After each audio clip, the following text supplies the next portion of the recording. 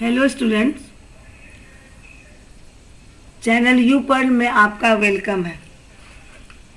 आज के इस वीडियो में हम लोग बात करेंगे important question with solution part life processes. Life processes chapter का पार्ट न्यूट्रिशन एंड रेस्पिरेशन से रिलेटेड क्वेश्चन पहले डिस्कस करेंगे, फिर जो है सो ट्रांसपोर्टेशन और एक्सक्रीशन का।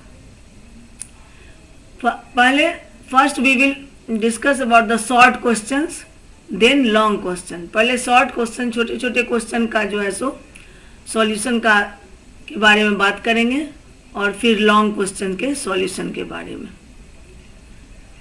पहला क्वेश्चन है, how do the guard cells regulate opening and closing of stomatal pore. Guard cell जो है स्टोमेटल पोर का कैसे जो है सो ओपनिंग और क्लोजिंग को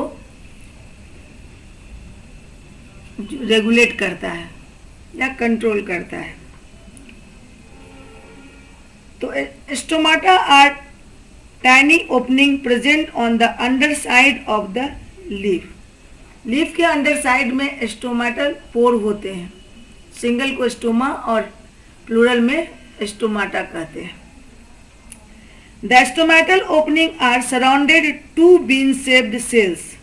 ये स्टोमा दो बीन शेप्ड गार्ड सेल से सराउंडेड होते हैं।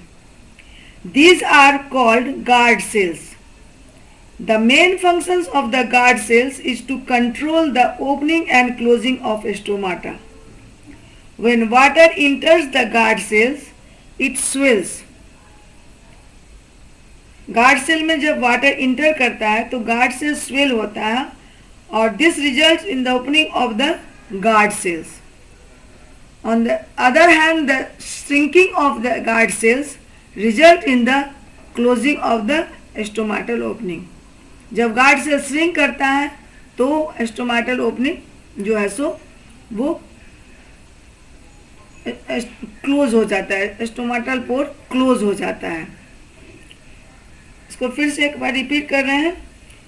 Stomata are tiny opening present on the under side of the leaf. The stomatal opening are surrounded to bean shaped cells. These are called guard cells. The main function of the guard cells is to control the opening and closing of stomata.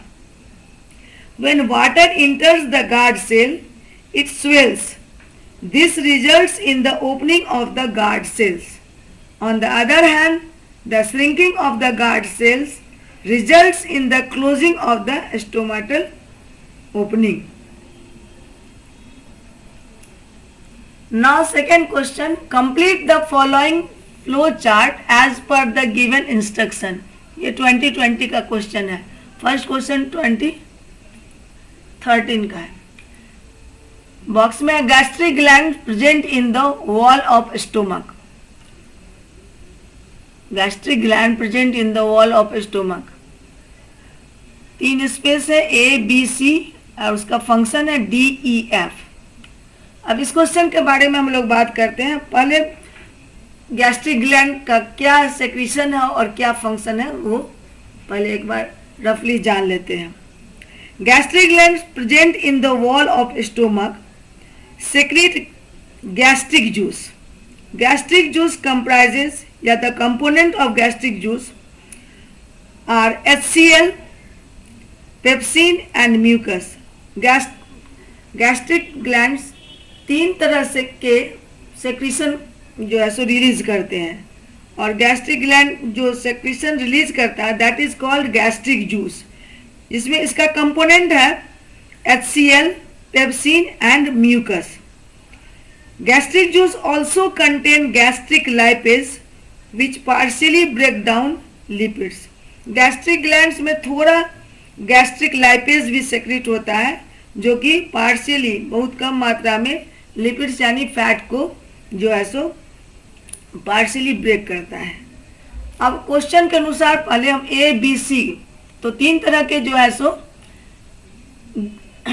Secretion होते हैं, that is HCl hydrochloric acid, pepsin and mucus. First HCl then pepsin, then mucus. अब HCl का function पहले हम लोग बात करेंगे। HCl makes the medium acidic as protein digesting enzyme pepsin acts in acidic medium. It kills, second function, it kills the harmful bacteria present in the stomach. HCl का main दो function होता है। एक जो है सो ये एसिडिक मीडियम बनाता है पेप्सिन के डाइजेशन के लिए। पेप्सिन के जो कि पेप्सिन जो है सो काम करता है प्रोटीन के डाइजेशन के लिए। पेप्सिन काम करता है एसिडिक मीडियम में, तो it makes the medium acidic as protein digesting enzyme pepsin acts in acidic medium. Second function HCl का, it kills the harmful bacteria present in the stomach. Second, pepsin. Now function of pepsin. Pepsin breaks down protein into peptone. Pepsin breaks down protein into peptone. Third, mucus. The function of mucus. Mucus protects the inner lining of the stomach from the action of the acid under normal condition. तो ये हो गया HCl, pepsin, mucus और उसका function. Now, why is diffusion insufficient to meet the oxygen requirement of multicellular organism? ये NCERT का question है और बहुत इंपॉर्टेंट क्वेश्चन है। Why is diffusion insufficient to meet the oxygen requirements of multicellular organisms like human? In the case of single-celled organism, no specific organs for exchange of gases may be needed because the entire surface of the organism is in contact with the environment. जो unicellular organism है उनका पूरा body environment के contact में होता है और हर part में डिफ्यूजन हो सकता है। इसीलिए कोई स्पेशल जो है सो ऑर्गन एक्सचेंज ऑफ गैसेज या डिफ्यूजन के लिए, एक्सचेंज ऑफ गैसेज के लिए कोई ज़रूरी नहीं है, नहीं उसकी ज़रूरत होती है। But in multicellular organism all the cells may not be in direct contact with the surrounding environment. Thus, diffusion is insufficient to meet the oxygen requirement of large multicellular organism. Because the volume of the human body is so big that oxygen cannot diffuse into all the cells of the human body quickly. In human body, all the cells are not in contact with environment, so diffusion is not possible in all part of the body, and thus diffusion is insufficient to meet the oxygen requirements of large multicellular organisms like human beings.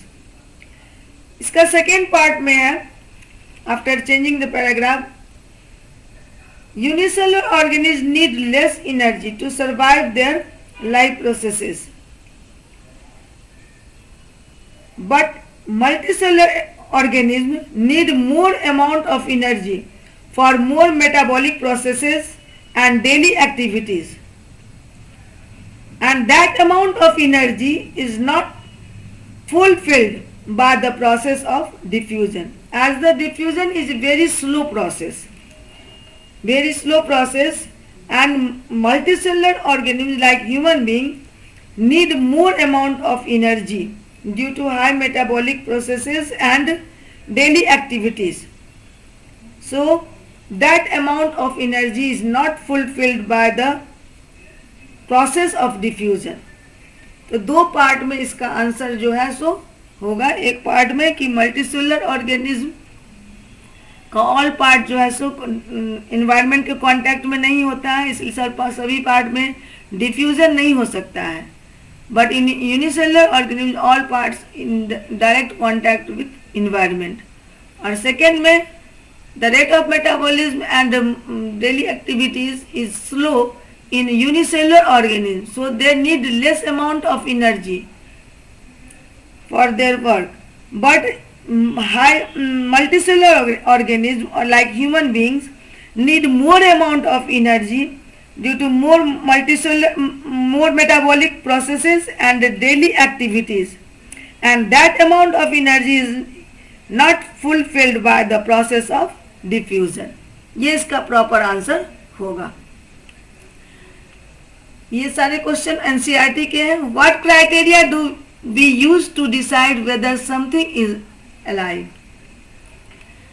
ऐसे तो बहुत सारे criteria होते हैं जैसे respiration, nutrition, but movement is the main criteria.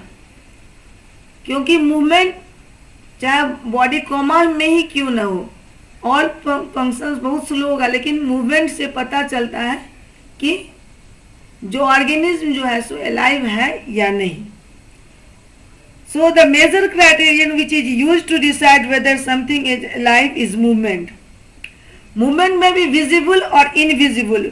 Movement visible as the locomotion, running of dog, change of place, but in plant change of place can't take place. So breathing movement, growth movement, movement of molecules in metabolic reactions for maintenance and repair of cellular structure are the main criteria to decide whether something is alive. Movement of molecules in metabolic reactions for maintenance and repair of cellular structure is the main criteria to decide whether something is alive. So the main criteria is movement of molecules. Next question, what are outside raw materials used for by an organism? There are two types of organisms. They need raw materials as autotrophic and heterotrophic.